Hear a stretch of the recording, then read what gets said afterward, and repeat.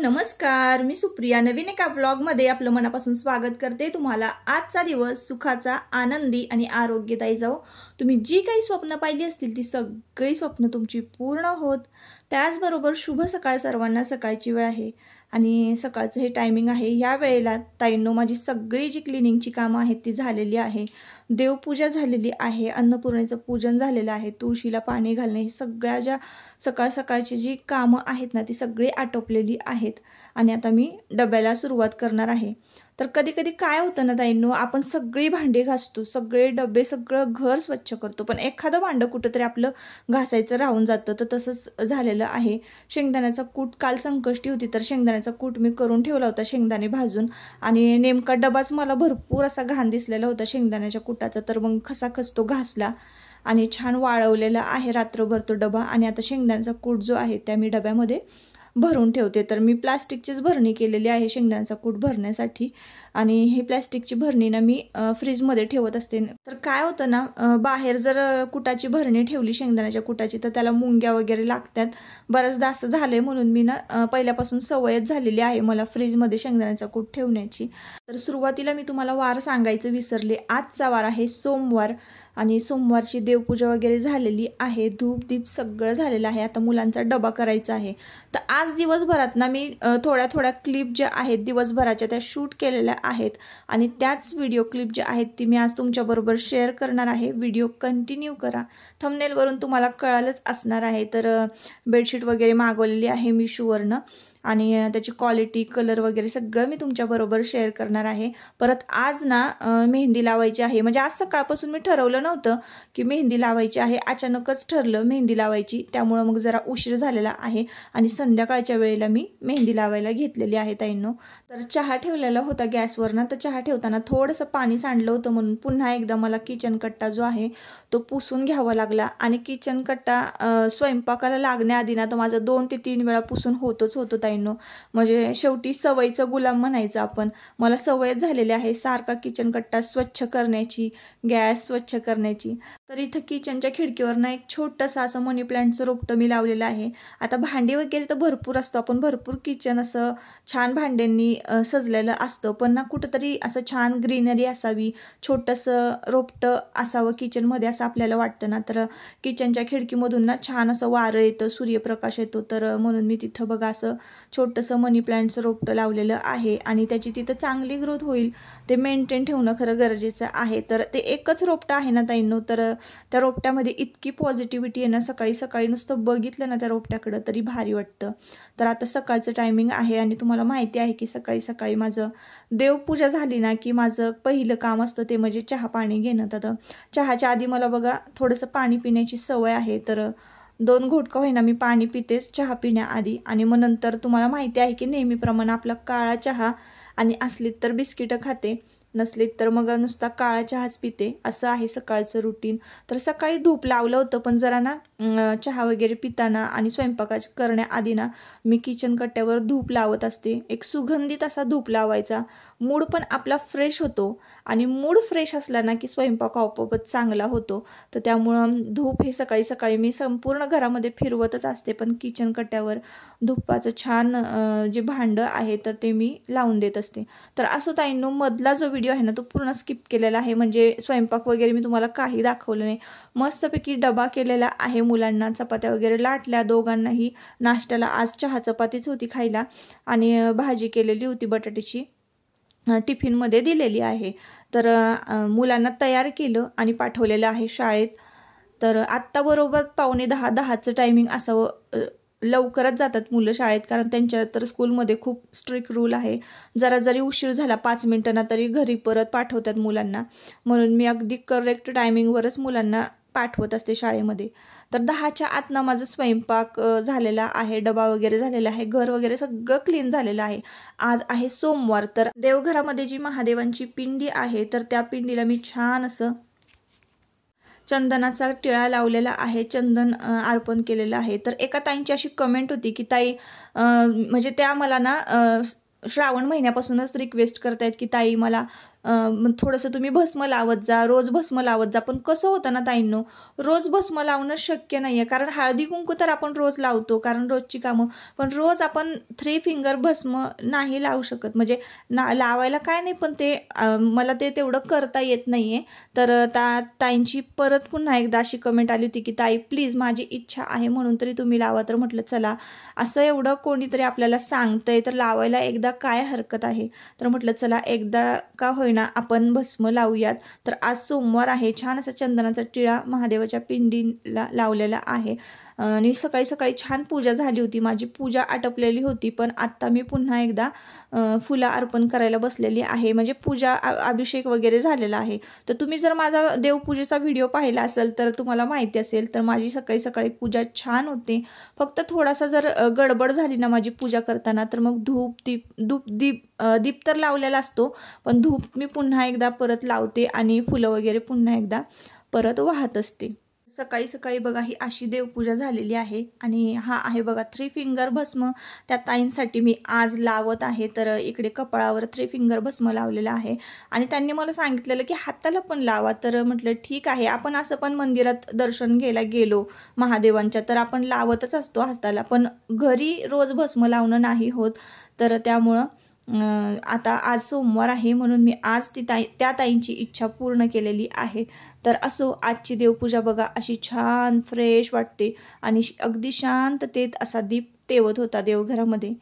गॅलरीमध्ये भरपूर अशा चिमण्यांना अलीकडं खूप दंगा करायला लागलेल्या आहेत जेव्हापासून खायला आणि पाणी ठेवलेलं आहे. तर अधूनमधून चिमण्या येत जातच असतात, अगदी घरातून पण फिरून जातात असं आहे.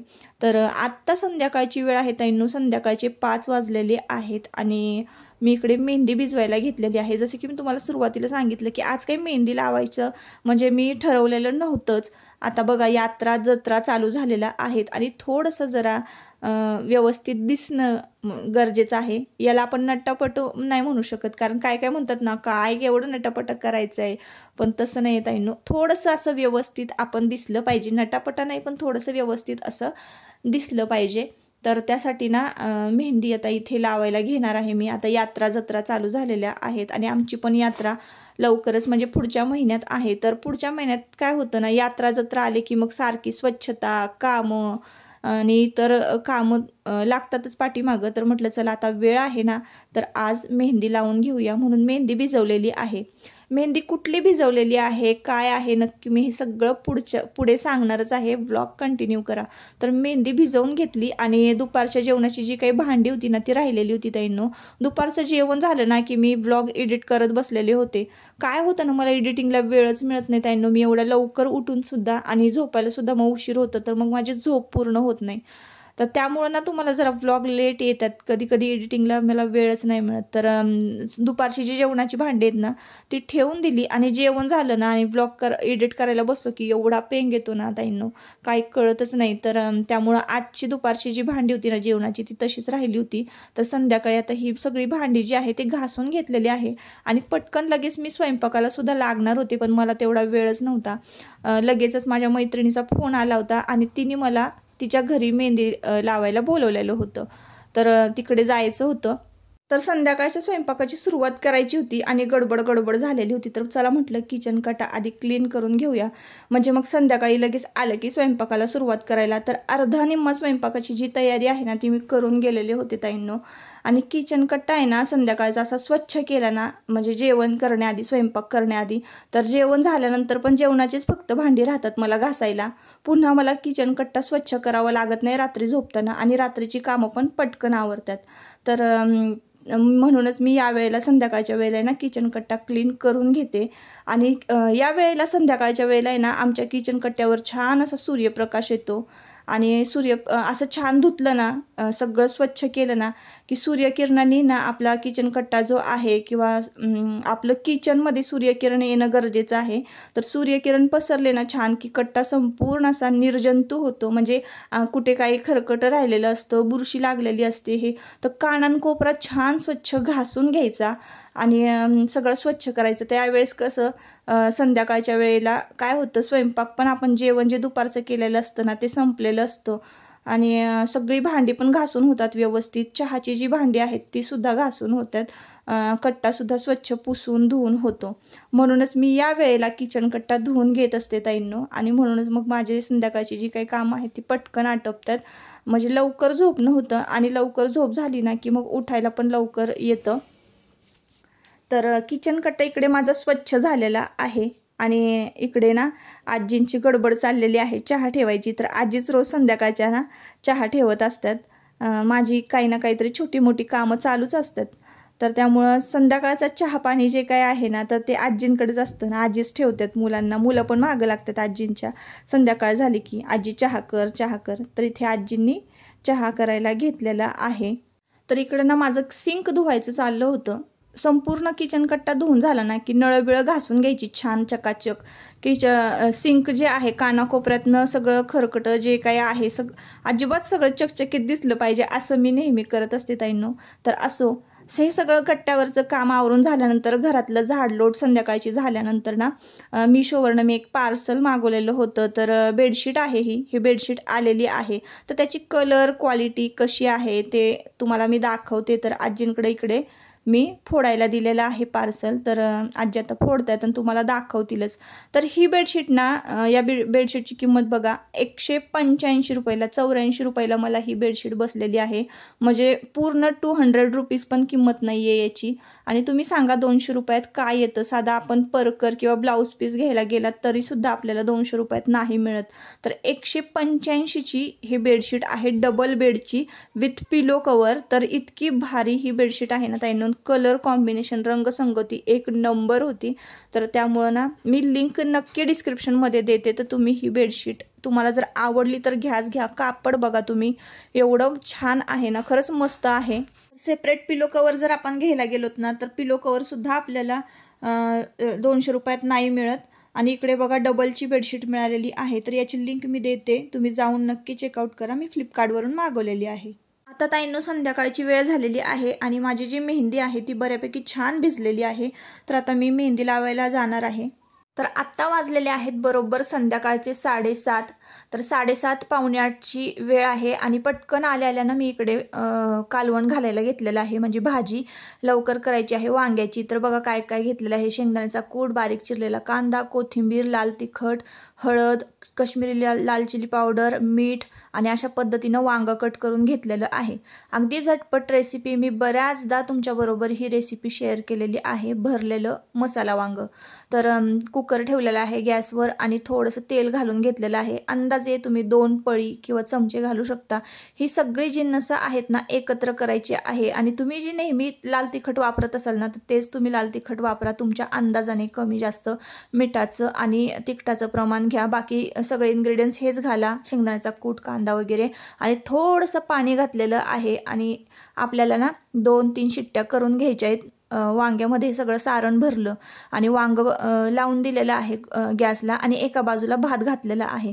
आता हे बेडशीट वगैरे जे आहे ते मी तुम्हाला घालून दाखवते की तुम्हाला पण कळेल याची साईज वगैरे किती मोठं आहे काय. तर हे तुम्हाला मी आता बेडवर घालून दाखवते आहे बेडशीट. आणि तोवर माझा स्वयंपाक पण म्हणजे अर्धा निम्मा उरकत आलेला आहे. आता भात एका बाजूला शिजला, एका बाजूला वांग शिजलं की लगेचच मी भाकरी टाकून घेणार आहे. तोवर माझी जी मेहंदी आहे डोक्याची ती बऱ्यापैकी छान वाळलेली आहे. तर जास्त वेळ नाही ठेवायची ही मेहंदी. 1 तास ठेवायची होती. 1 ते 1.5 तास पुरेसा आहे. पण ही सगळी कामं माझी 1-1.5 तासामध्ये आटोपली आल्या. आणि स्वयंपाक आणि बाकीचं दिवाबत्ती वगैरे करायची होती. तर 1-1.5 तासामध्ये बऱ्यापैकी माझी ही कामं झालेली आहेत. आणि मेहंदीसुद्धा छान वाळलेली आहे. बेडशीट तुम्ही पाहत असाल संपूर्ण बेडरूमचा लुकच चेंज झालेला आहे ताईंनो. आणि उशीचे कवर तुम्ही पाहत असाल त्याची साईज म्हणजे बऱ्यापैकी छान आहेत. बऱ्यापैकी नाही खूप चांगले आहेत किमतीच्या मानाने.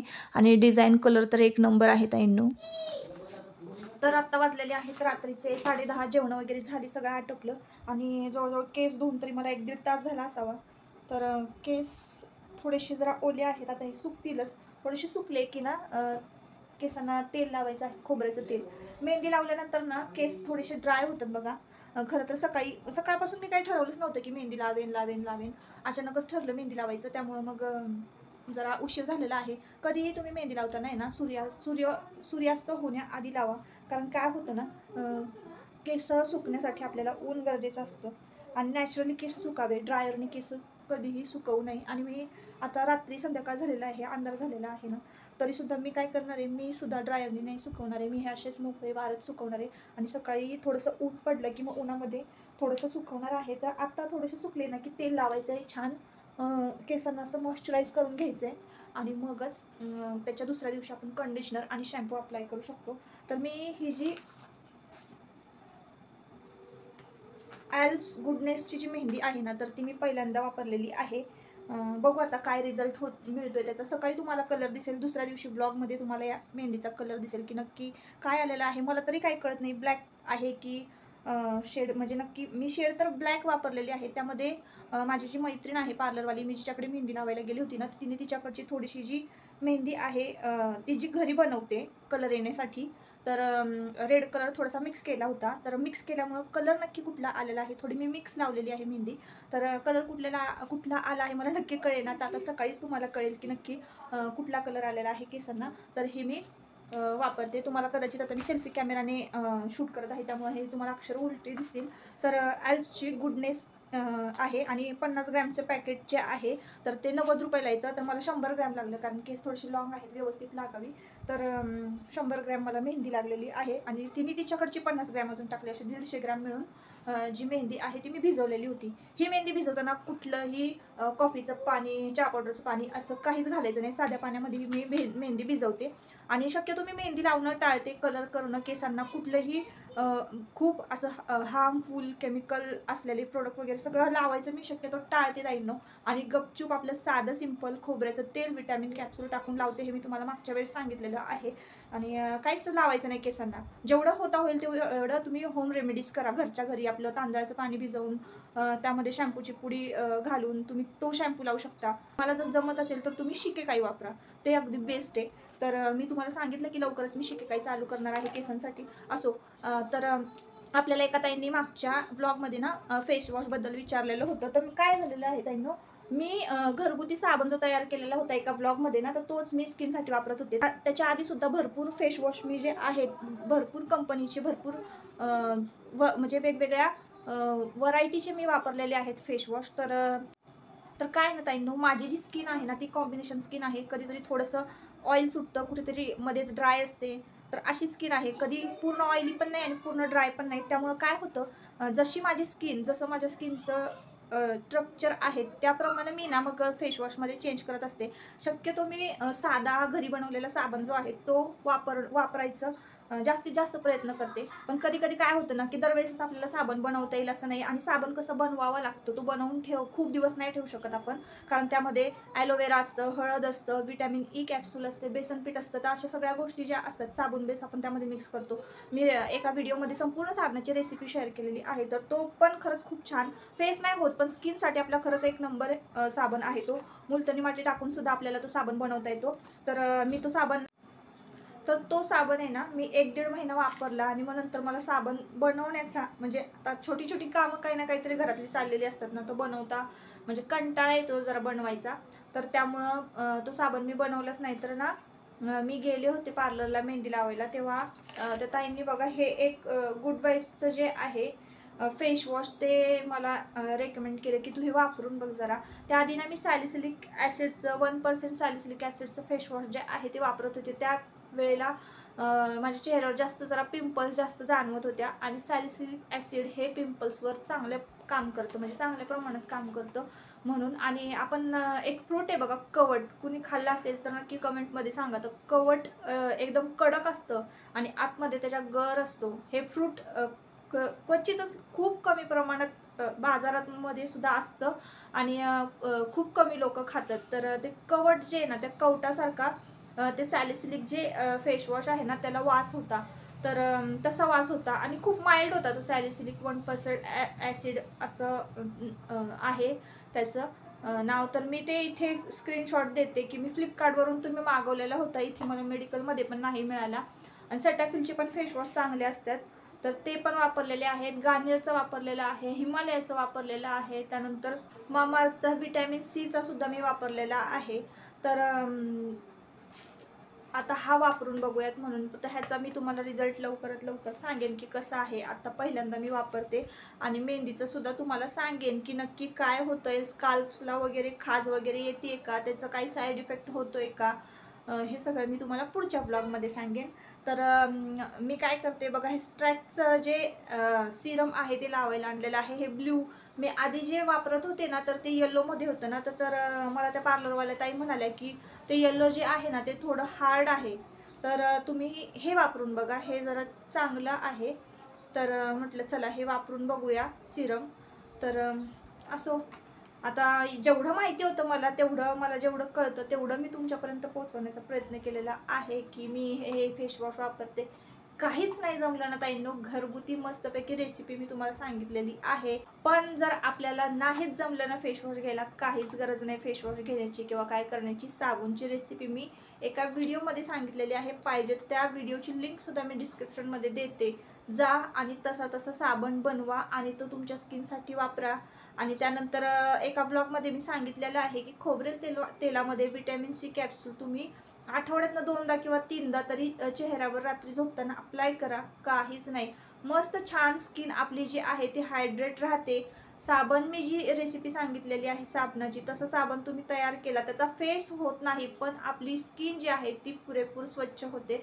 तर एवढं जरी तुम्ही तुमच्या स्किनसाठी केलं ना तर पुष्कळ आहे. साबण बेस बनवण्यासाठी जो बेस लागतो त्याची सुद्धा लिंक मी फ्लिपकार्टवरून मागवलेला आहे. तो साबण बेस, त्याचं साबण मोल्ड वगैरे सगळं, त्याची लिंक मी डिस्क्रिप्शन बॉक्समध्ये देते. जर तुम्हाला हवी असेल तर तुम्ही कमेंट करून मागवा, तरच मी देते. आणि साबण रेसिपीचा जो व्हिडिओ आहे त्याची मात्र लिंक मी डिस्क्रिप्शनमध्ये देते, जाऊन नक्की बघा जर हवा असेल तर. असो, आता आजच्या व्हिडिओचा शेवट मी इथंच करते. परत आपण पुन्हा भेटूया नवीन एका व्हिडिओमध्ये. तोपर्यंत स्वतःची काळजी घ्या, मजेत राहा.